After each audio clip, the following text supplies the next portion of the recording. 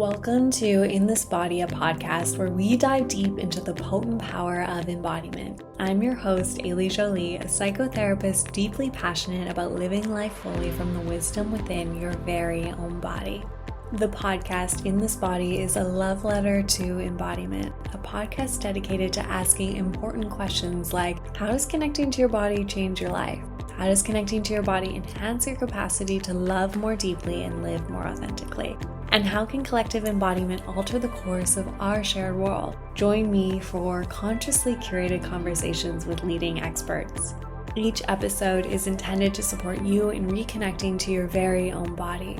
This podcast will be available for free wherever you get your podcasts, making it easy for you to stay connected to In This Body, the podcast with me, Ailey Jolie. Hello, and welcome to the first episode of In This Body, the podcast with me, Ailey Jolie. When I imagined my first episode, I imagined doing a solo episode where I reveal the reasons why I have decided to invest the resource of my time and my energy into creating a podcast all about embodiment. However, the actuality or the reality when I sat down and I started to speak about the relationship I have with my body and why I'm so passionate about embodiment and all of the reasons why I want to speak about embodiment, I noticed a lot of discomfort in my body and stickiness, and my voice was cracking and emotions were starting to move. And so I practiced what I preach. I slowed down, I paused, and I inquired why the sensations in my body were starting to appear in the way that they were for me. And what I was led to was the insight and the awareness that for my first episode, I am going to need a little bit of support. And so for that reason, I have invited my beautiful, wonderful, kind friend, Giselle, to interview me on the relationship I have with my very own body. And this would be challenging probably for anyone to go into, but it's a little bit challenging for me because being a psychotherapist often comes with a little bit of a shield. And depending on your tradition of training as a therapist or counselor or analyst, you have different degrees of what you are expected to reveal about yourself or even allowed to reveal about yourself. So I started my career as a therapist really with a welcoming of self-disclosure. And I did a lot of self-disclosure and shared that, these are the things that I have lived. This is why I do what I do. This is why I'm passionate about these specific areas of the human experience. And I was really open and candid and raw with my writing, probably like 7 or so years ago. And as I have aged and as I have engaged in a relationship with a Jungian analyst, that has shifted. So psychoanalysis is the practice that's often depicted in the movies where the person is sitting on the couch and they're looking upwards and the therapist is like over there, like diligently taking notes, scribbling away. And the client in this dynamic really doesn't know anything about the analyst. And therefore it can be really potent because all of your fantasies, desires, projections, transference, emotions, stories, just stuff can be and will be unconsciously or consciously put upon the analyst in which you know nothing about. They're just there to inquire and support you in your kind of awareness and self-awareness development or trauma reprocessing, but you know nothing about them. The relationship is really all focused on you. And as I have engaged in practice with a Jungian analyst, I have really benefited from the complete lack of knowledge I have on his life. I basically know nothing about this man who has deeply changed how I live and how I love and how I feel safe, but I know nothing about it. And engaging in that process really for me was this coming home into withholding parts of myself and taking on more of that professional identity of being mysterious and unknown and not revealing, and really reconciling with other parts of me that have always been quite fiery and fast for truth, just like poof, spit it out as fast as it could, and learning this other skill of withholding the mystery and letting things simmer. And so sitting down to record this solo episode was actually so much more challenging than I thought it would be. And so that is why Giselle is here to help me kind of go into the reasons, the real reasons why I've decided to dedicate my resources into creating this podcast for you. I hope that there are pieces of my story that potentially offer you solace or comfort. And if you get nothing from this episode, no solace, no comfort, just the mere awareness that you're not alone and that someone else has struggled to connect to their body, then it was totally worth revealing the sticky, icky, intimate parts of my history that I often hold quite sacredly in my heart. So hope you enjoy this episode. Enjoy. I want to say before we start upon reflection after, I was like, Giselle is someone who, for me, is one of my first and probably one of the deepest senses of feminine safety I have in my body. So it made sense that as I do this kind of courageous thing and share the story of my body and why I'm so passionate about embodiment, that my body and in all its wisdom would want to be asked this question by no one else than Giselle. So this is our first episode. Yeah, I think it's beautiful what arises in our bodies when we sit down to reflect and to say something and to ask ourselves, like, what do we need? And sometimes the answer is not within ourselves, it is outside of ourselves. So it's such an honor to be here in both of our bodies and to talk about your relationship with yours. And yeah, I think you've always struck me as someone who is deeply embodied. And the first time I met you, just witnessing how you hold space for others and how you sit in your body was so beautiful to see. But I could always tell that it was a journey to get there. You don't reach that place of embodiment without going through a deep, tumultuous relationship with your body to kind of be able to stand honestly in it. So yeah, I would love to know how that journey's been to you. Like, how has your relationship with your body influenced both your professional life, and your personal life?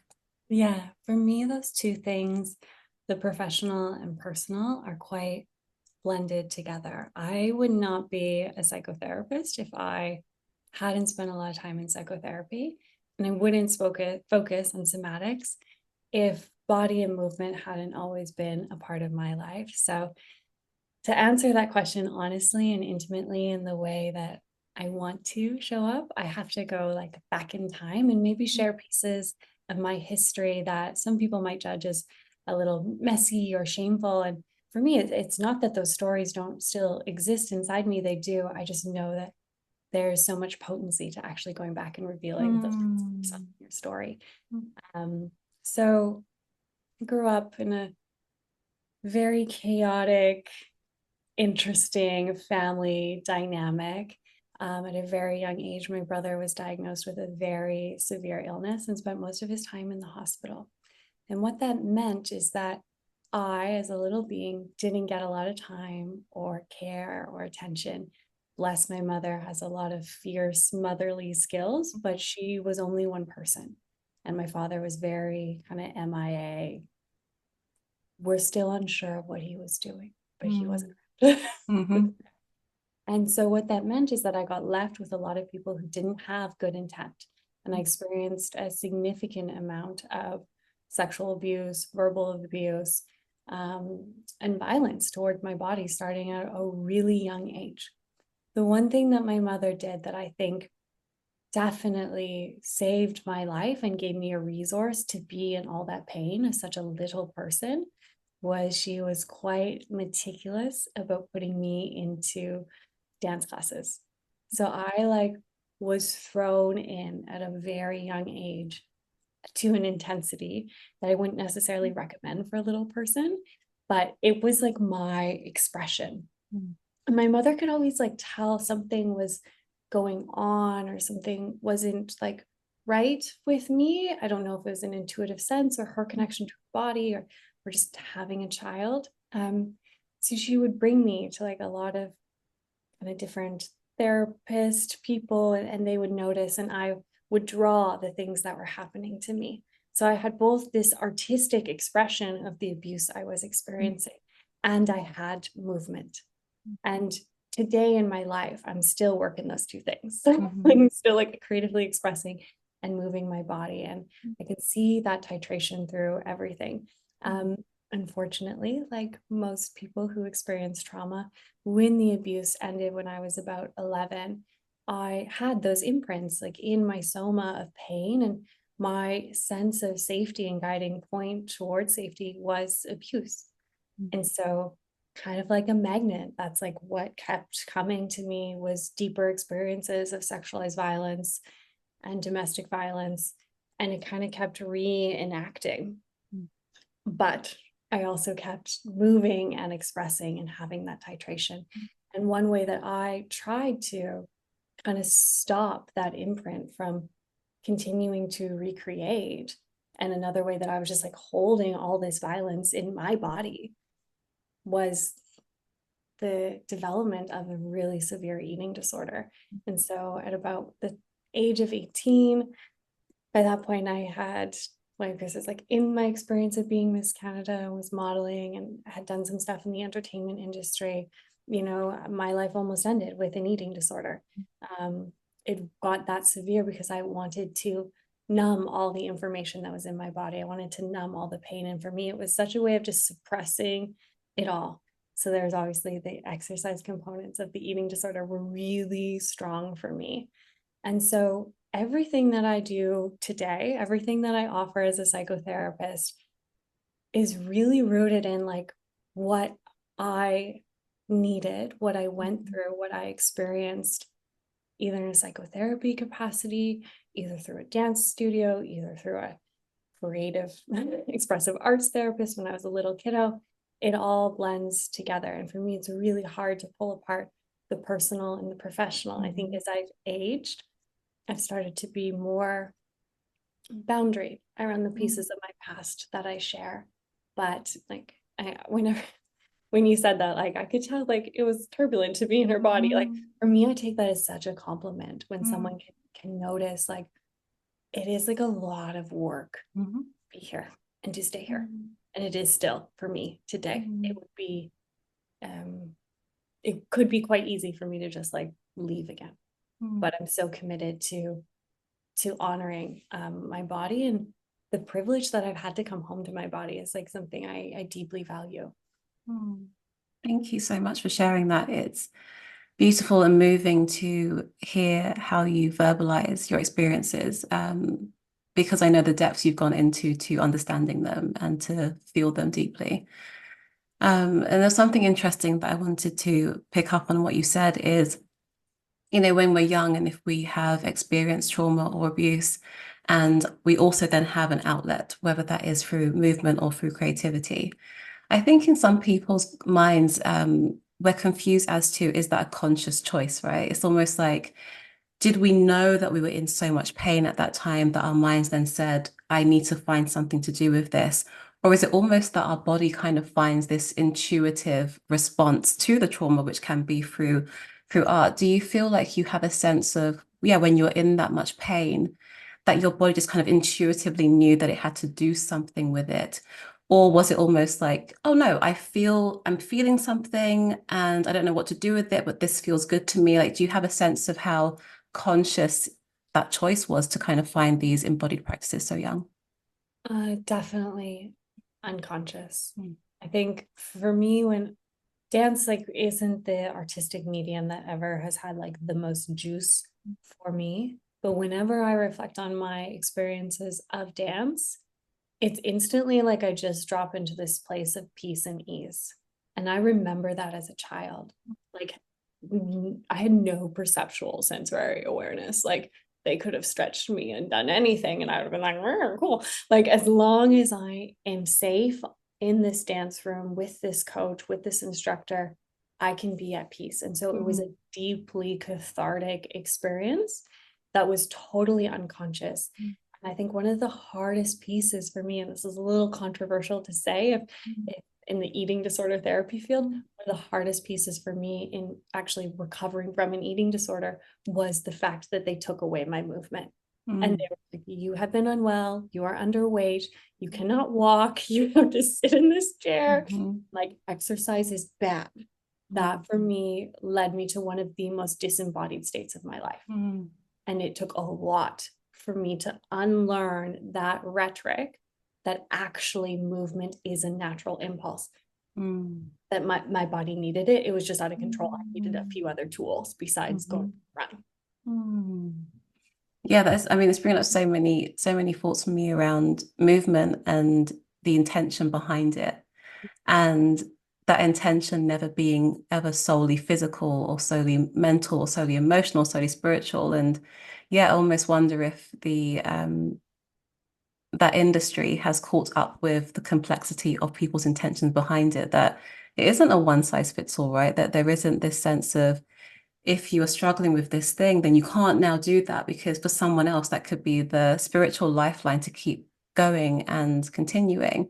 So when you think about those specific experiences that have shaped your understanding of embodiment, would you name movement potentially as one of them? Yeah, definitely movement is one of them that definitely is foundational.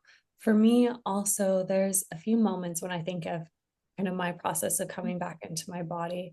And one was when I was about, I would have been like 19 or 20.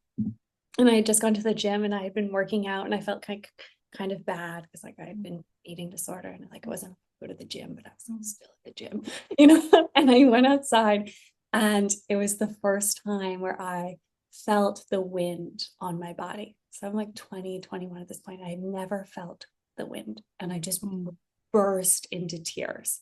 And so when I think of embodiment, I'm like, there are lots of tools, there are lots of tricks, there's lots of therapists, there's lots of practices, but it is like actually the capacity to slow down your mind and notice what is happening right here, right now.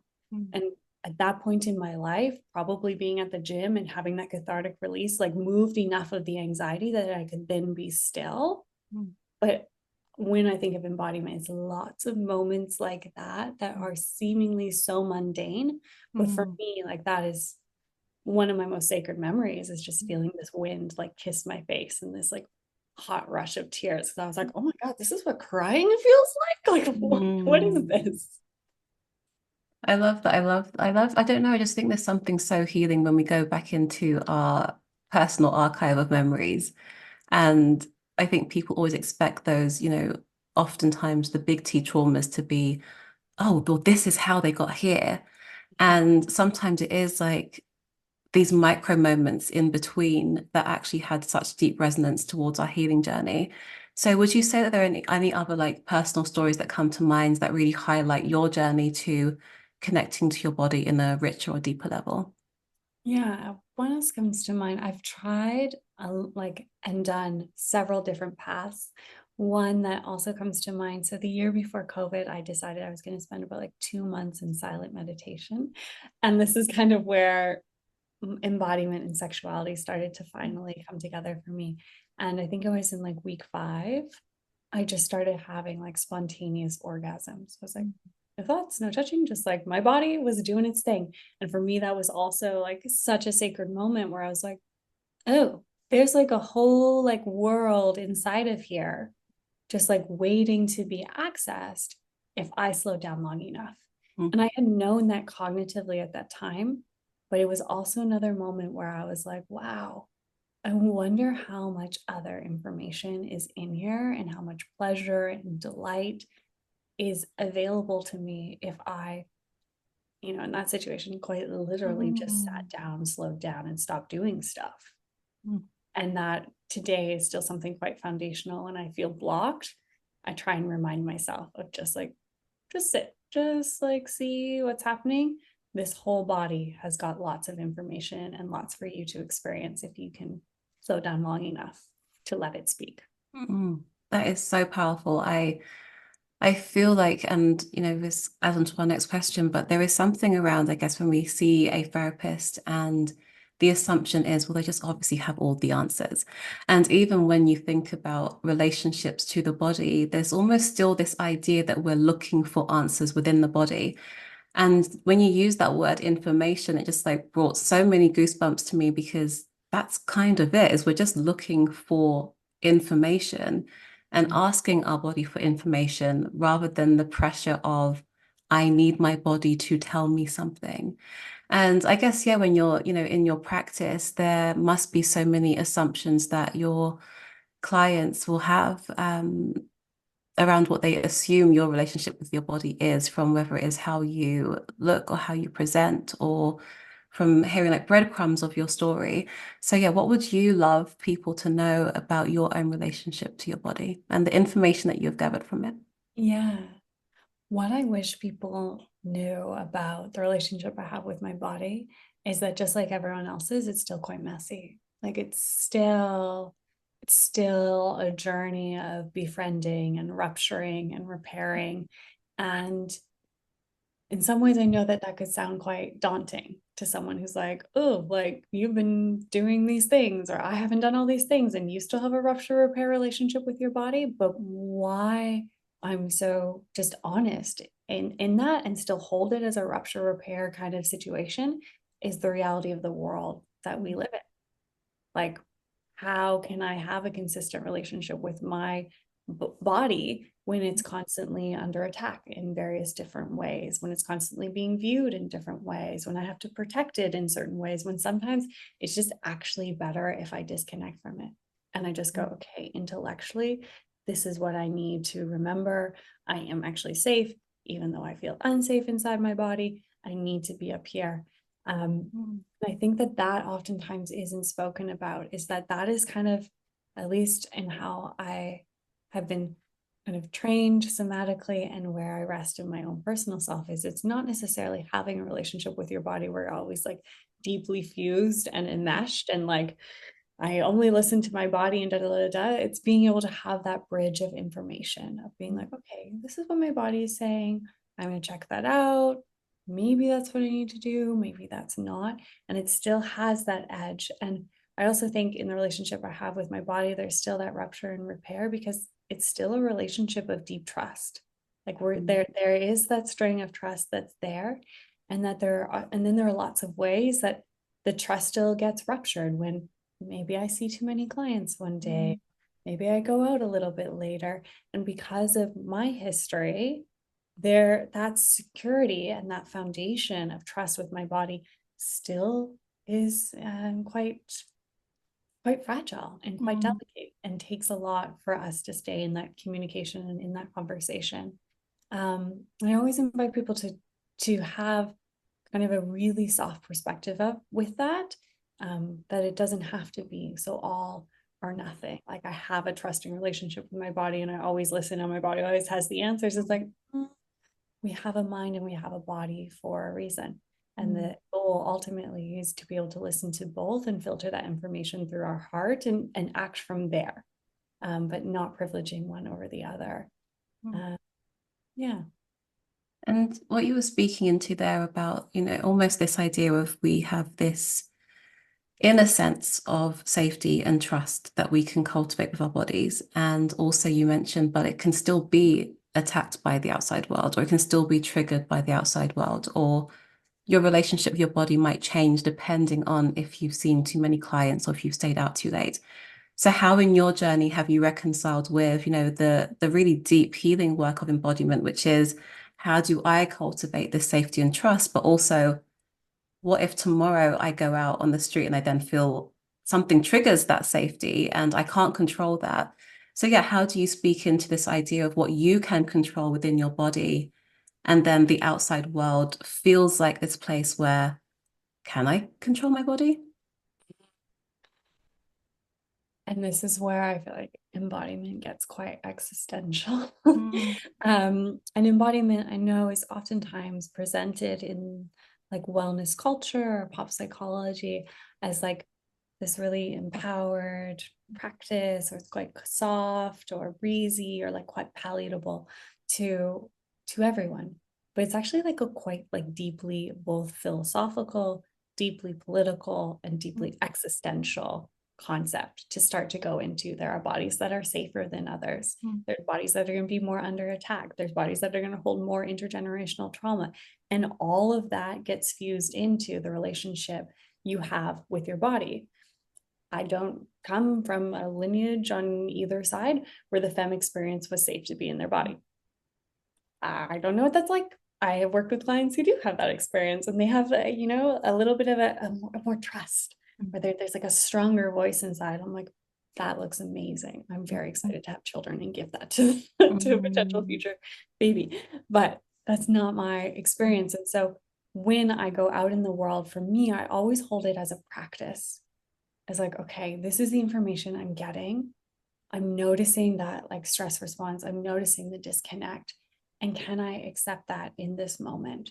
Can I be okay with the lack of safety I feel? Can I release what I often call like a more, I don't even call it North American mindset. I call it, it's a very like an almost American dream kind of mindset, that I am in complete control of my reality.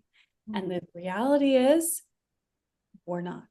We don't control the weather. We don't control political systems. We don't control a lot of things that happen. And our body is one of those things. Like, starting to develop that relationship is that actually I'm not in complete control. There are actions that I can take that will potentially alter the course of the direction of how I feel inside or how my body responds. But ultimately, it is something that I am in relationship with that is outside of my control. And that's the piece where it starts to get quite existential. And it really challenges those more kind of American dream mindsets of like, I'm the manifester of my destiny. It's like, you might be, but that might be through like alteration instead of direct force and control. And I invite people into that kind of stance in how they connect to their body as well. There was just something wonderful about hearing you speak into those topics and just seeing how your body responds to that. And I obviously have the privilege of being able to see you physically as we speak. And it's so lovely seeing the questions that your body's having a response to. And in terms of that passion that I picked up as you were speaking into that, how would you say that you've been led into becoming so passionate about embodiment in this work? Definitely, actually, one of those moments that I've already shared. So when I, was in my early 20s, did my workout, stood outside and felt the wind for the first time and felt these tears of crying.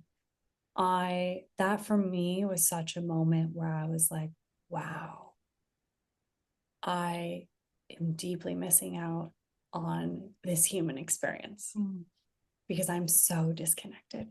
And there was moments before that, one specifically that really always stands out to me. And I think it's actually quite potent for me to share, even though it is quite deeply personal. When I was a young teenager, I experienced a sexual assault and I ended up getting pregnant and then miscarrying. And when in that experience of pregnancy, I didn't feel the sexual assault. I didn't feel his touch. I didn't feel his hands. I woke up, I was bruised and quite battered from the experience, but I felt nothing. But the experience of pregnancy and feeling like the life force energy in my womb and my breast swelling and having like these weird taste cravings, it was the first time in my life where I felt my body like at all. Before then, I was so disconnected as a little person. I just had no awareness. And touch had been so scary that I didn't feel it. And then when I miscarried, I felt that death inside my body. And I felt this like deep emptiness again. And I felt this complete inability to even feel my own heartbeat. And for me, that was so shattering to have like this little taste of something that at 16, like I wasn't equipped to deal with a miscarriage or finding resources for that or pregnancy or rape, like so overwhelmed. But I felt this thing that I had never felt before. And I do look back and I'm like, if I hadn't had that experience as a young woman, teenager, I know that I wouldn't be here today in offering what I do, because it was such a moment of like, oh, I'm missing something. There must be more to life. I think that has always kind of been a part of the relationship I have with my body is, how can I deepen this? How can I make this more intimate? How can I strengthen this? How can I honor this? How can I be in deep reverence to all that it has done for me and all that it has held and protected me from that I wasn't even aware of. Thank you so much for sharing that. There's something so raw and vulnerable about not only sharing the experience of trauma and living in a body that's experienced that, but also the beauty of sensation that comes from witnessing your body have a new experience, which is pregnancy. And when we speak about the challenges around fertility loss, there is just something that we don't have this huge spectrum of being able to speak into. For this moment, it felt beautiful, or for some people, it didn't feel beautiful. For people who may have been assaulted or abused, there is this sensation of my body's now not my own anymore. There's like something taking over me inside me. So thank you for speaking to the complexity of that. And in terms of, I guess, yeah, those challenges that we can face on embodiment journeys, do you have any that come to mind for you as these challenges that you overcame to get to where you are now with embodiment? Yeah, it's been a very tumultuous journey. One of the biggest challenges, I would say. So when that happened at 16, and then I did kind of like disconnect from it. I was like this is a lot, and didn't have the resources. And then when I left modeling, kind of left that world and went to school, I went like all in, like all in. Like I was like, I want to feel like all the feelings and do all the therapy and all the things. And although that was really well intended, and it's hypocritical for me now to kind of offer guidance on what someone should or should not do, because I jumped all the way in, and I did create a connection with my body. One of the biggest challenges for me was actually learning pace. Like I was like, spent a lot of time in the psychedelic assisted psychotherapy world, in the plant medicine world, in the tantra world, in the expansive consciousness places. And it was like all great. I was like having all these amazing sensations and feelings I had never had before after being so disconnected. But what I look back on is like, I also brought in a lot of harm, because I hadn't learned how to like hear my inner voice. I hadn't learned how to say no. I hadn't learned how to set a boundary. I hadn't learned how to discern.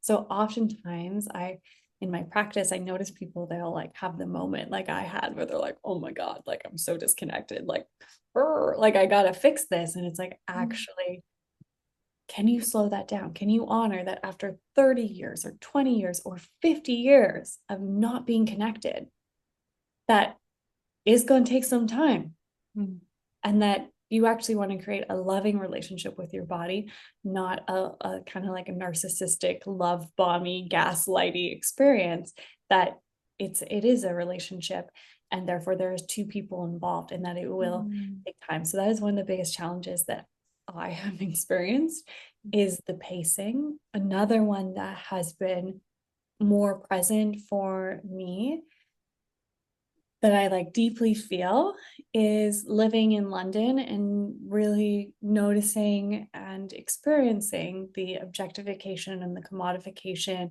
and like the deep presence of like colonial Eurocentric beauty standards on femme bodies, and just being like, oh, like I'm tired. I'm tired of every day that I walk outside my door, like having to kind of like shield myself from the visual imagery that I'm going to have to encounter.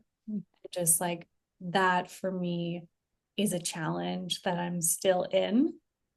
And I keep making the choice to live in London. So there's something for me to learn in that. But that is a challenge that, I have to keep reminding myself that how I feel inside is, for me, a higher value than how I appear aesthetically. And I'm still holding that.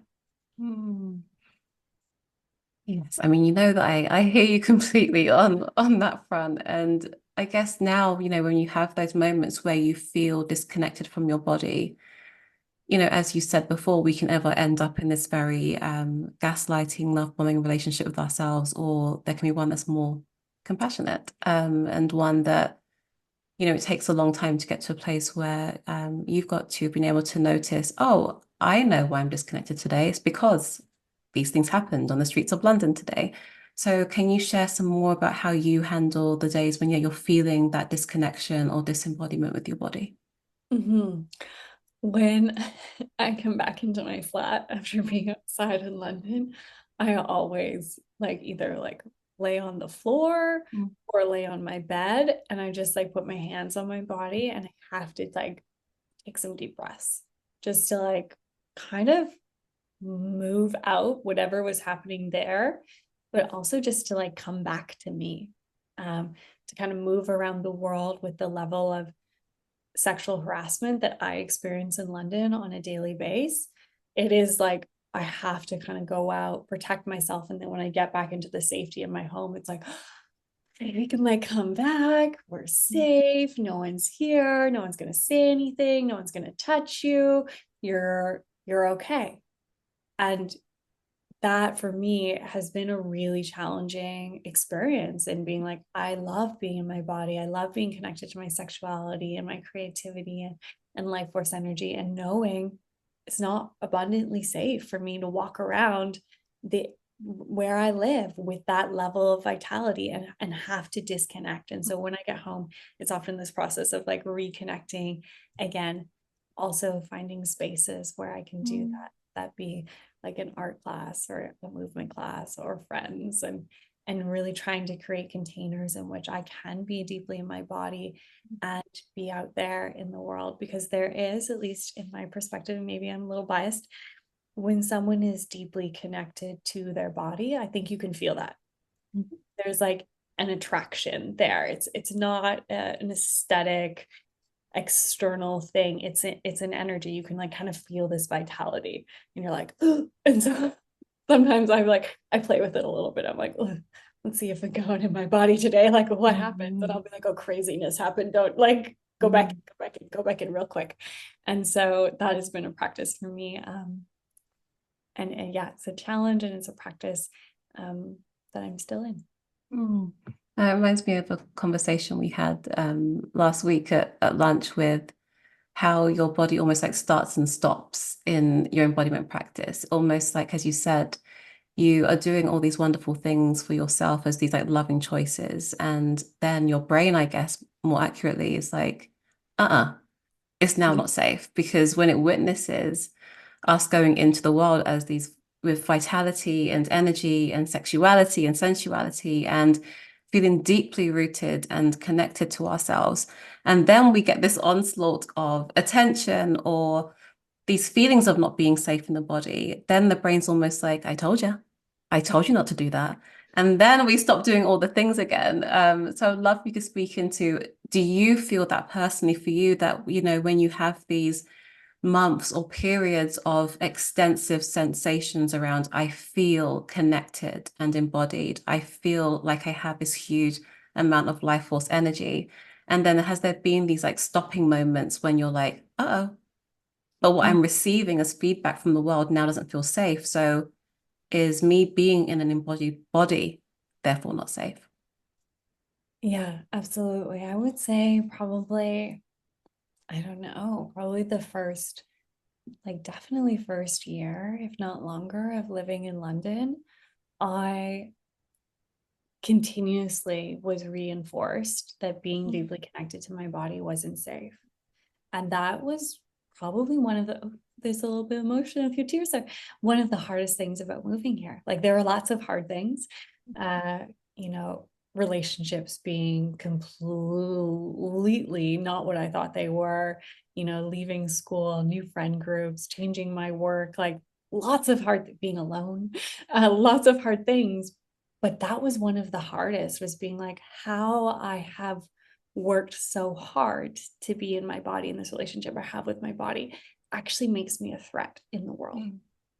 And having to reconcile what that meant and how I would actually have to learn to use both my mind and my body together, to not gaslight the experience of my body and go, well, you're fine, you're on the tube and there's like 40 other people here, nothing is going to happen, just breathe through it. But to actually go, I feel unsafe, I'm actually going to close off my energy body and I'm going to go into my mind and let my mind, which knows how to deal with this situation maybe a little bit better, it can use the information of my body in a more strategic way than just the impulse of my body to maneuver this situation. And that is something where I do actually sometimes differ from some traditional somatic practitioners, is I really value the intellect and the sociocultural positions that, yes, are in lived experience of our body, but can sometimes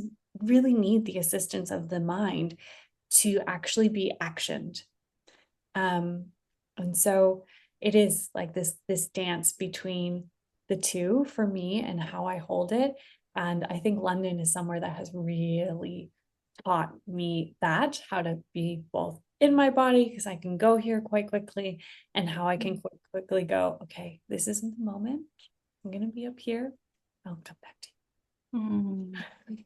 Yeah, I love in that sense of, the information gathering from our body, that sometimes the information that we gather is how we can then work with the intellect and the mind and the social cultural positionings. And what's been so interesting to hear for me is how your relationship with your body has also influenced your personal growth in so many areas. And can you speak into some more of that, like the connection that you've had with your body? How else has it influenced how you've grown as a human in this world? Yeah, definitely. I would say like most of my healing wholeness journey, whatever language we want to wrap that up into, has been exclusively led by my body. So I'll even just share, because I think this like really highlights to like the depth in which I mean that. When I was like deeply involved in plant medicine, I did a ceremony, and after that ceremony, my like right leg was like just like twitching like crazy. It's like, what is this? Like, I think I have some ideas based off some trauma experience, but like, it's basically having an exorcism like all the time. And so then that led me to like go to a PT who could like then restructure things and like, okay, it was actually like related to this assault, and just continuing to work that through and kind of take that as the healing journey and exploring like, okay, now that I've done this modality or I've shared this story, I understand like I actually don't really feel my right foot. I'm like, don't actually feel sensation in there, and kind of taking that as the catalyst to keep moving. Like, okay, for me, it was this exploration of like, what trauma is being held in the fascia of this part of me that is literally shaking every time I put my focus and my awareness on it. It trembles like a baby deer, like it's just so scared. And then it was finally ended after about 5 years. Just a casual 5 years. A really long time. It like had to travel up my right psoas and into my abs and into my left jaw. I was like, oh God, like a full exorcism. And then it like recently just moved over to the left side. And now we're having this like reconciling there, which I think is really interesting. Like, oh. But for me, it's always been led by the body. I was a person who had conscious awareness of their experiences of abuse. I never disconnected from them. They were always there. And after I had those moments of fine sensation in my body at kind of early, like 16-ish, and then a little bit later, as soon as I made contact to my body, it just like roared out of me so loudly. For me, there hasn't really ever been anything that was like so deeply hidden in like a back pocket that I completely repressed or never remembered. It was more my body going, I'm not gonna actually force you to feel the potency of this pain until I know that you can be trusted with it. And for me, I kind of have like a little bit of a cheeky relationship with my body. It's like, oh yes, make my left you mean my right leg shake like an exorcism every time I go to an exercise class is like a little like, hey, you need to go to more therapy, like Mm-hmm. stuff in here. Um, so yeah, it's Mm. definitely always been the guiding center point, Mm. because that's how my experiences of pain and suffering still speak to me, is through sensation. Mm. My mind has lots of ideas of my story and history. My body has the truth of it. Mm. And there's something which is almost like I guess like an interesting barometer that I guess we don't really speak about very much in this space around, the journey from disembodiment to embodiment is also one where there can be this introduction of humor, because you have this new relationship with your body and you're in constant conversation and dialogue with it. And it's almost like our bodies then have this way of speaking to us, which is so deeply personal. And like what you said, you can just kind of hear your body being like, oh, okay, I see what you're doing today. And there's something so lovely about that, from, years of disconnection to now almost having this very humorous back and forth with yourself. And I saw this tweet once that said, I'm just sick of my body keeping the score all the time. And I was, and I always think that to myself when you're like, when you can feel like your eye twitching, or as you said, your right side or your left side, and you're like, girl, this is enough, this is really enough. So yeah, I just think there's something so lovely about such connection to self, that you can have this almost like banter with your own body after such a long time of disconnecting. And you spoke into your growth and your relationship with your body, but how has you connecting so deeply with your body impacted relationships with other people? Yeah, in some ways it's really beautifully impacted relationships, and it sometimes makes relationships quite challenging. Um, being so connected, and this is everyone. I'm not like saying that I have like some type of superpower. Mm. I don't. Like, I deeply believe the more connected we are to ourselves, the greater capacity we have to connect to others. And so oftentimes, as a therapist, this is, maybe a better cleaner example is sitting there. I'm like really in myself. And sometimes I have to, again, like I have to modulate it. Like if I'm like really in myself with someone who's deeply disconnected and disembodied, like I'm gonna scare them. Like I know that they're not gonna come back. And so I Mm. have to modulate that a little bit. And there's ways that as a somatic therapist, you get trained to kind of turn it down, turn it off, turn it on, turn it up at different moments to kind of that becomes a part of the therapy. And there's a whole neuroscience behind that I'm sure I could explain today, but I'm sure I'll explain it at some other point. But in my personal relationships, where that happens is when I don't feel like someone can meet me in that level of depth of embodiment. My like, I have like quite a visceral reaction to them of just shutting down. I'm just like, oh. Mm. And it's just, I'm like, I could definitely be more social here. Like I could Mm. definitely, but my body's like, no, no, thanks. I'm good. Mm. And that has been something that I actually being in the UK has like really been kind of Mm. positive for me, coming from Canada where we're just like quite, and I would say expected to people please and be kind and always be friendly and always forge connection. That actually being in the UK where it's more of a culture where there's more permission to be like, you're great and you're not for me, that has actually been really helpful for me, Mm. because it does impact my personal relationships a lot. Another thing for better and for worse, I think because I have such a curious relationship with my body is very curious. Mm. And so when I, unconsciously encounter this by meeting someone who maybe is incongruent or a little bit deceptive, or they have some sticky, shadowy stuff, I notice that I get like very attracted to it, because my Mm. body and my mind are like, I'm gonna figure that out. Mhm. Mm. I'm gonna like, and I have to kind of like coach myself. Now there's become more of a conscious pattern, coach myself of like, okay, that's just internal curiosity. You just have that with yourself, body. You don't need to bring that out there in the world. Mm. Um, and it can be a helpful thing as a professional, but in my personal life, that level of curiosity and inquiry that I think comes with anyone when they start to deeply connect to their body, how do you hold that as something just for you and not let it become something that kind of loops you into relationships where you're like, I don't actually really need to like wait around to find out that information about you and your body, even though I'm noticing incongruence in mine. I can just honor the incongruence. So for the most part, it's really strengthened the relationships I have, and they're so much more deep and authentic and aligned and congruent. And like everything, there's ways that having a deep connection to my body sometimes can be challenging in relationship as well. And what role do you feel like, both people have, whether it's in romantic relationships or platonic relationships, in their own embodiment? Because I think sometimes a trap that we can fall into with, whether we want to call it inner work or in therapy, is this idea that once I become the thing, once I feel embodied, once I have done the work, once I have figured out my attachment, then my relationships will just be fine.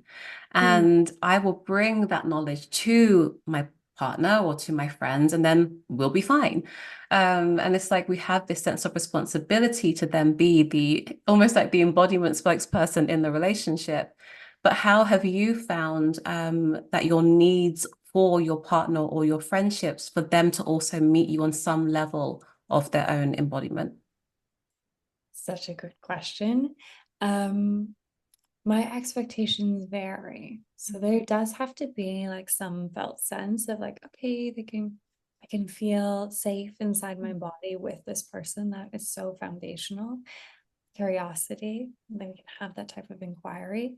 But also sometimes there are, relationships or connections because I am connected to my body. I have a felt sense of like, actually, our friendship can't go there. And that's okay. And it can still have all this beautiful stuff that I deeply appreciate. But this person, and as I've experienced them and as I feel in my body, they're not going to show up consistently. They're not really going to be there at the end of the phone call when I've had a bad day. I can see that they're quite flighty, and that's okay. Can I let myself enjoy the experiences that are really meaningful and still take pleasure from the relationship and hold that those other things that I need for even deeper connection, I can't get here. And that is something that I do think oftentimes gets missed. People think like they'll do the work or they'll be embodied and somehow all their relationships will change into like these deeply potent, beautiful things. And I'm like, maybe, maybe not. Maybe you might have a few of those and you'll just have greater skills to actually hold the expectations that you have in relationship and to get clearer for yourself, speaking more to romantic relationships, of what are the things that I really need to feel safe and secure and stable in my body in the presence of someone else? Does this person offer me those things so that I can actually be in my body and experience my deepest pleasure, my deepest intimacy, my deepest honesty, because how they show up in their body or the space we co-create allows me to have that. I think it's really hard to have really sustainable love or romantic connection if you are unsure of the things your body needs to feel safe, connected, and stable. Mm. Mm. Yes, yes, yes, yes. I love that. And when we're thinking of, going beyond the other and into society at large, how do societal expectations affect your own relationship with your body, and how do you go about navigating that? Such a good question. For me, growing up in the entertainment industry asks. I danced. So there were a lot of expectations on my body. I never thought of myself as like a talented ballerina or dancer. I always just had this, and I probably picked it up somewhere along the way. I just had the body for it. And I think I was told that like a lot. And I know that was like a really driving factor in how I manipulated my relationship with food. I knew that like I had such a story that I didn't have talent, but that I had the bones, as they would say in ballet. You had the bones for ballet, then the bones for ballet. And so that was like the thing. And so I know for me, even like 15 years later, 18 years later, that programming is still like in there, and like it subtly whispers to me here and there. God, this voice is still here. So I know that that is like one that's still around. Also, fitting and hitting a lot of colonial Eurocentric beauty and body standards, there is this voice inside that's like, I mean, it's less now, but it's still there. That's like, oh God, like what happens when you like don't have this privilege? Like, are you gonna be able to handle it? Are you using your privilege in a bad way? Should you be getting more from your privilege? I'm like, whoa, these are dark thoughts. And I'm like, they're there. They're real. They're like lurking around in how I relate to my body and how I nourish my body. For me, the experience of going through an eating disorder and that moment with the wind was such a cut through moment. As a therapist, I've worked with eating disorders. I trained in it, took courses at the University College London years ago. And I stumbled as an eating disorder clinician. I don't think my clients ever felt this, but I did, where my experience of an eating disorder was just like such a byproduct of disembodiment. Like there was no like aesthetic thing. There was no like conscious thought. It was just like, this is what you do. And a side bracket that's actually really important to note, my brother, as he was sick, one of the things my mother did is she changed our entire family diet, made it very orthorexic. And so at 3 years old, I learned you change your diet, everything gets healed. My brother's no longer in the hospital. Everyone is healthy again. I just have to eat like seaweed wrapped alfalfa sprouts for lunch as a kiddo. Great. So like I just had this environment in which an eating disorder could just like really thrive in such an unconscious way. So for me, when I had that moment of awareness that there was more to be in the body, there was really no part of me that was clinging onto the aesthetic. It was just like, I want to fucking feel, and I want to feel it all. And I never want anyone to take away my capacity to feel again. I'm going to stay committed to that as much as I can, which is why I think, again, why I struggled in London so much for the first like year and a half, because I was like, yeah, I'm going to stay in my body on the tube. And then it was like weird shit would happen to me. I'd be like, ah, God damn it, just go in your head. Like I had to do this dance. And so, yeah, those things for me are constantly there and they're around. And I would never want to deny that they're not there, because I think that when we deny them, we give them more power. Whereas I try and stay in relationship to them and note them and kind of try and track where they might be kind of manipulating how I connect to my body or disconnecting me from my body. And that fire that you have and that passion that you have is what creates change. And I always think that every single person on this planet has these one or a few areas where they are so deeply moved and emboldened by something, and they want to allow that deep visceral emotion that arises when we just say a word, and with that word for you is embodiment, it creates change, and really palpable, meaningful change. So how would you say that your personal embodiment journey contributes to broader, meaningful social change in any way? Oh, such a good question. I love my work because I deeply believe, and when I say this, I focus more on the femme experience. I do work with men, but most of them aren't coming necessarily for embodiment work. I mean, it's infused in, but this is mostly for the clients I support in a femme experience. There's nothing more powerful than a woman who knows how to inhabit the fullness of her body. Because I think when you in fullness have the fullness of your body, and including, and when I say that, I'm including sexuality, I'm including creativity, I'm including eros, you are forced in connection to, Mother Earth, and if you're spiritual, also the divine. And when you have that type of relationship, when you see something horrific or something painful happens, there's an inability to just go like, oh, that's over there. There's an actual reckoning of like, oh, I can connect to that. I am connected to that. And I understand how we have gotten to a society where we're so deeply disconnected. I get it. The world is overwhelming and it's painful and it's hard. I'm still struggling to get on the tube and stay connected to my body. So like, I really understand, like, this is a big ask, but when we can do that, we will be able to reconcile and really realize what we have done to the environment around us, and that our disconnection to our body is a byproduct of the disconnection that we are creating in the external world. That is kind of the biggest aspect of my work, and also why like I decided to make this podcast, and I'm starting to write a book, because I'm like, the one-on-one work is beautiful, and there's like nothing more fulfilling than getting to be with someone on that journey. And also for me at this point, there's this calling for more of a reckoning in the collective, and more people coming into that awareness that yes, embodiment is important for you in your life, and it's going to allow you to be more authentic and live out your values and all those things. But we also all like really need it. And like, we don't have a lot of time.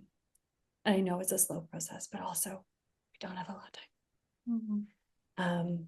And so that's how I hold the work that I do, as also deeply political. And I do think embodiment is deeply political.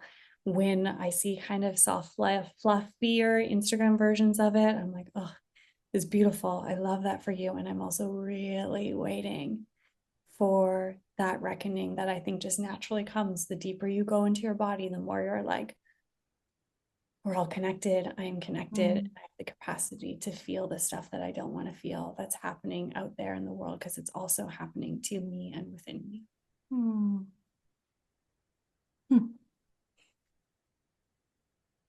Beautiful. And it's just like that connection begets connection begets connection. And on all of those levels, personal, relationships, planet, it's just like this tiered system. And the deeper we go within, we have such a huge sense of the connection that we have had taken from us, from everything around us. And yeah, I think what you spoke into there about, when you are deeply in your body, the life that it gives you, is such a bold and magical one for, as we said, especially women, there is this like sense of living to your full expression of self once you can be in your body. And yeah, what would you like people to know about the importance of embodiment in living this authentic, whole, insert language here, but this really full, realized versions of yourself that is authenticity? Yeah. What I wish people really knew is that it's not simple. It's not straightforward. And no one can tell you how it's going to look. So some of the deepest places that I have found a connection to my body have been completely untraditional. Like for me, that engagement with plant medicine that left me to like have this like exorcism in my right leg for 5 years, it was like all the little things that I actually did to connect to my body that actually were so much more powerful than kind of traditional embodiment practices. And that was all because of my mindset. My mindset was, my body is trying to communicate something to me. I don't know what that is. I don't know why it's taking so long, but I'm here to listen, and I'm going to keep listening until it speaks, until it feels safe enough to speak. And that is something that I often try and really reiterate to clients, is that it's less so about the thing that you do with your body. There's great practices out there. There's so many beautiful ones that I've benefited from, but it's more the intention of like, am I really here to listen? And one thing that I do encourage, because I have benefited so much from it, is being in spaces for me also with people who are in the femme experience. That for me has also been really helpful. And having that intergenerational difference, like one of the experiences that connected me most deeply to my sexuality and my body, I'll always remember this. I went on a women's retreat in Corfu in Greece, and this woman who was probably in her like mid 70s came up to me, and she just like put her hands on my hips, and she was like, young hips, and she just like moved them back and forth, and she was just so in her sexual erotic energy, and I was like, and it felt like just like transference of like her body imprint onto mine. And I still like have that now inside my system. And so I always just like invite people to also be curious and like look for people who are in their bodies and find those systems and communities of support, because coming into your body is listening to your body, and your mind might have really nice ideas that thankfully, trauma therapists have put forward and somatic therapists have put forward as pioneers in this field. But ultimately, all those theories fall on the intention of listening to your body. And you first have to create a space in which you can listen, and then you have to show up with that intention as well. That story is so powerful because there is this wisdom that gets transmuted and transferred onto us by those who've just simply inhabited their bodies for a longer time. Because the journey is a journey and it's an evolution. So has your understanding of embodiment evolved over the years through all your trainings, through your personal experiences, through your clients? I know you spoke into the realization that this work is so deeply social, cultural, political, but how would you, in your own words, describe the evolution that you've been on? Yeah, I think at the start it was selfish isn't the right word, but I'm going to use that adjective. I think that it was quite deeply just centered on me. I was just hunting my pain inside my body. That's all it was. It was just like my body. I'm gonna figure out what's inside it. I'm gonna feel the stuff inside it. I'm gonna get it the heck out of me, and then we're gonna be good. And I will do like whatever it takes to get that stuff out of me. And then somewhere along that journey, I think when I realized that you don't actually get stuff out of your body, how it works. And if it does, it just hasn't happened for me, but maybe it does. Then there was this shifting of like, oh, those experiences I had as a child that are deeply painful, that I would not wish upon anyone, are experiences. My body remembers them. And it's going to remember them differently depending on where I am in my life, the amount of time I have in my life, the more I invest in the relationship I have with my body, the other experiences I have, and it's going to continue to evolve and grow and change. And so now when I look back at those experiences of sexualized violence as a young person, there's no desire for me to eradicate them from my body, like at all. They're painful. They still show up in my adult life in ways that I wish that they didn't, but they're also mine, and they're mine to make sense of, and they're mine to integrate, and they're mine to honor, and they're mine to figure out how they fit in the tapestry of information I have inside of me. And I think that has deeply changed, because I was quite selfish and almost masochistic for a while, being like, I'm gonna hunt like the trauma in my body. Give me more ayahuasca. Like all the psychedelics. Where's the IV drip? Yeah, basically. It was like, no, didn't create a lot of chaos in my life, led me into relationships with a lot of sideways characters. But that was the tenacity in which I showed up. And then there was this moment, I think actually when I found myself in Jungian analytical work really intensely, where I was just like, I actually don't need to get rid of that stuff. I actually don't want to, but I do want to create a relationship to it where it feels honored. And pretending it didn't happen, or that I can like eradicate it from my body by screaming a bunch of times into a pillow on MDMA. I don't believe in that anymore. And that was like, that took time. And, also professionally, I was very in that space. And I had to listen to my body. There was a point where I just felt so like revolted by the whole thing. Like my whole like, blah. I was like, I don't even know if I can be a therapist anymore. And I had to just like, also one of the reasons why I came to the UK, I needed all that space to be like, actually that narrative of removing it from the body doesn't serve me, but the narrative of changing the relationship to it within me does serve me.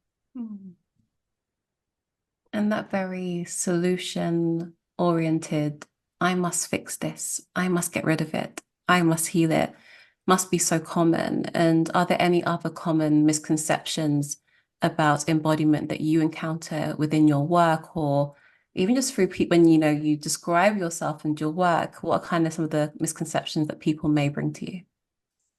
Yeah. People oftentimes like they're just like, "Huh? What are you talking about? Being in my body?" I think that it comes with a conception that like you have to be there all the time, Mm, or that it means you're not going to get any goals or accomplish anything anymore, that you're going to become lazy or stagnant. Like it comes with a lot of these like societal kind of conceptions that to be in your body means that you have like completely relinquished capitalism and consumerism. And I'm like, I don't know how you could do that, but we're all fish in water. And if you figure out how to do that by being in your body, please call me. I will come take lessons from you. But there is oftentimes those ideas that being in your body is in completely oppositional way of living to the world around us as it is right now, society, and therefore it will create more friction. Like if I'm connected to my body, then I can't be connected to these other things in our consumer society. And I kind of always go, it's actually not like that. You actually start to have more attention and more noticing, and you can feel how the structures around you impact you. And from that feeling, you may choose to remove yourself, or you just may be able to move within those structures in such a way where you start to shift and change the structures because you have the information around how they're impacting you. So that is one that I oftentimes kind of hit. Another one is that I think because of wellness psychology, or kind of pop psychology, or how it's presented, embodiment is often presented as like quite a disassociative, expansive experience. And so when I say that language, it's like all the pleasure, all the expansion, or all the pain, all the expansion, but it's not actually like in the self, which feels paradoxical because everything I talked about was just like going inward. But oftentimes there can be a bypass of that, and it can just be that representation of the ecstatic. And the ecstatic, could be deep catharsis, trauma release, or it could be deep pleasure. And I think those two things, just based in a capitalist society, get marketed and therefore become people's conception of embodiment. What embodiment is actually slowing down, being present, going inwards. It's quite mundane, it's quite boring. Yes, after 5 weeks of silence, I started to have spontaneous orgasms, but I was silent for 5 weeks. No one was talking to me. Like, there's a loud bird watching that I shouldn't have been doing because I should have been meditating, but I'll be honest. Start to watch the birds. Always. Yeah. So I think those are some misconceptions that are present out there, and just also people believing they don't have time or space. And I get that. And it doesn't have to be that complicated. It can be a quite simple practice. And yeah, I guess there is this sense that to be embodied is to be in your body exclusively, away from the world, what's happening, to be disengaged almost, which is not the point. So how would you say that connecting to your body influences decision-making processes or coping with stress and anxiety, so that we're able to kind of see this work as an ability to better cope with very real stuff that we're experiencing or feeling or engaging with? When you have a connection to your body that you can trust and lean into, I oftentimes imagine it like an internal compass. That's how mine kind of feels. And I'll notice myself, like when a choice comes forward, I'll notice the kind of recoiling or the avoidance or the inaction, or all these like these subtle ways that my body is communicating, no, I don't really want that, even though maybe my mind has beautiful ideas. That can be a really hard reckoning, especially if it's in relationship. I'm noticing my body pull away or doesn't want to engage or be there. And yet I have all these feelings and stories about why I should want connection. And so when you start to have that relationship, it can become this like beautiful barometer. I think one of the most like kind of textbook examples in the somatic world for this is most therapists have like heard the story of the femme person who's having the experience of like having pelvic floor pain or like low sexual libido, and they're like early on in a dating experience. And it's like such a common femme experience. And that is one where I constantly go, I'm like, that's your body. Your body's speaking to you. It doesn't like, I don't know, it might be about this person, it could be about your life situation, but your body's speaking to you right now that something doesn't feel safe or doesn't feel good for you to engage in that way in a sexual dynamic for whatever reason. I don't know if you need to know the reason, but your body is telling you this. Can you answer it? Can you hear what it's saying? And I think that's kind of a pretty clear in some ways in the somatic world textbook example, but I think it happens in so many other ways all day, every day. But because of the busyness of our life, we miss those little cues where it is acting as a compass, trying to guide us in or out of connection so that we can have greater alignment with our values and authenticity. Yeah, it reminds me of another common phrase, which is it butterflies, or is that person like, activating your nervous system? And it is, for such a long time we all said that, well, you should expect butterflies on a date, and that's just proof that this is a spark and it's your person. And then we're like, hang on a second, am I just actually in a trauma response here? Like what what is that? So yeah, I love how you spoke into the ways that our body's just given us this information to then make decisions or to then be able to cope. And with all of this information that you have gathered so beautifully and wisely over these years, what advice would you give to your younger self about connecting with your body? Such a good question. To really trust my body. I because of the disconnection that I experienced so young from my body, one thing that I didn't really learn the capacity to do is the ability to discern. So there is really hard, has been really hard for me to build that type of trust where my body gives me a signal and I just go, okay, I'm going to take that as true. I'm just going to take it as truth. I'm not going to ask any questions. I'm not going to get curious. I'm just going to honor it. That is something that I really wish if I could, like, embodied felt sense give to my younger self, it would be that. But I also do reconcile and acknowledge that all of those relationships where I had that felt sense that something wasn't right, there's something going on in my body, maybe I was sick around them. I have a pretty long history of boyfriends where after we kiss, I like feel the urge to throw up. Probably should have listened to that a little sooner. Like, little things like that. I wish that I had what I have now so that that younger self didn't have to go through that. And I also acknowledge that going through that so many times has led me to a place where when I start to feel that, I just go, okay, like, I don't know what this is. I don't need to make a story about it. I don't know much about this person. I don't know much about this business deal. I don't know much about any of it, but I do know my body. My body is giving me a signal that it's not a yes, it's a no. And so I'm going to go with that. I think sometimes people get lost in the story. They like need to know why their body said no. And it's like, it's kind of irrelevant.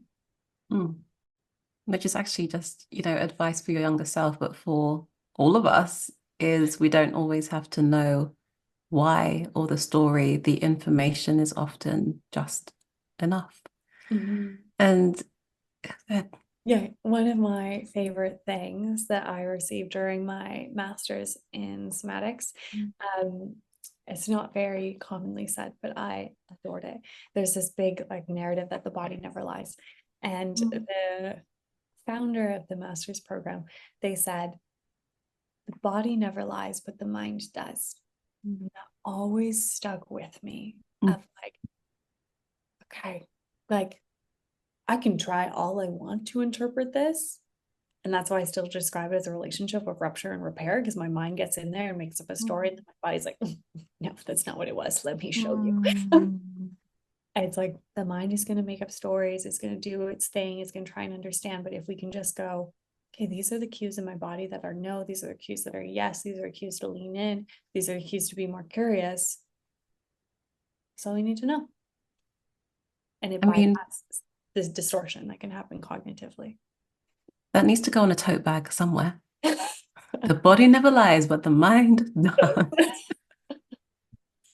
And as you embark on this, which I can only imagine just from knowing you and your heart, your story, your work, your compassion, your great ability to share the mic, to pass the mic. This podcast is going to be absolutely wonderful. What do you hope listeners will learn about you and your story as they, continue to go on this journey with you?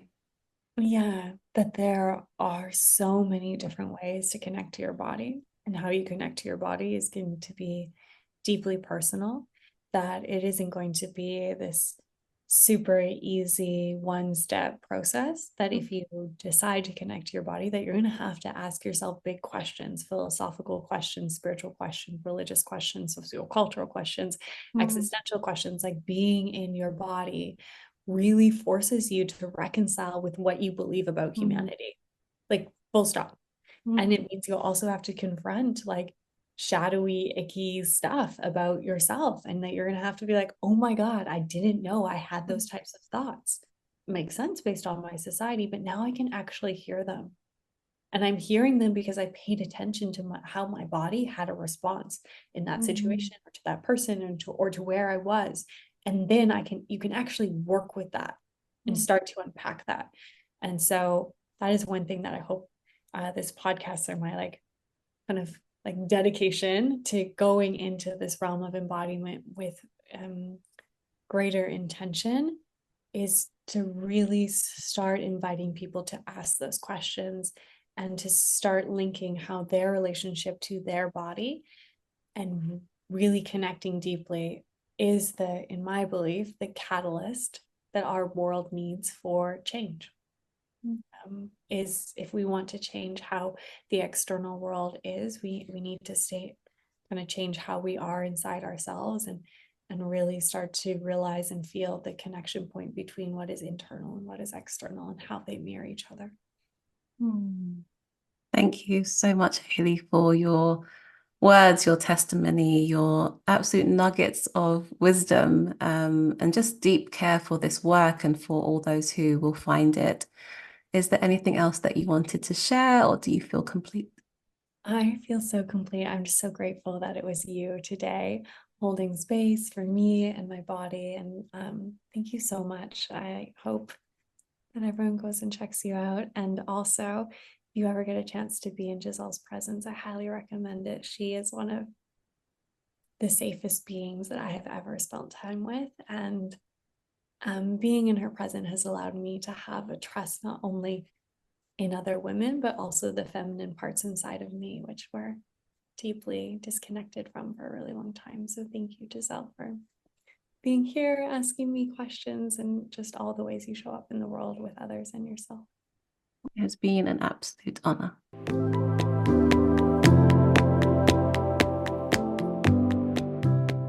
If you found value in this episode, it would mean so much to me for you to share the podcast with friends, a loved one, or on your social platforms. If you have the time, please rate and review the podcast so that this podcast reaches a larger audience and can inspire more and more humans to connect to their bodies too.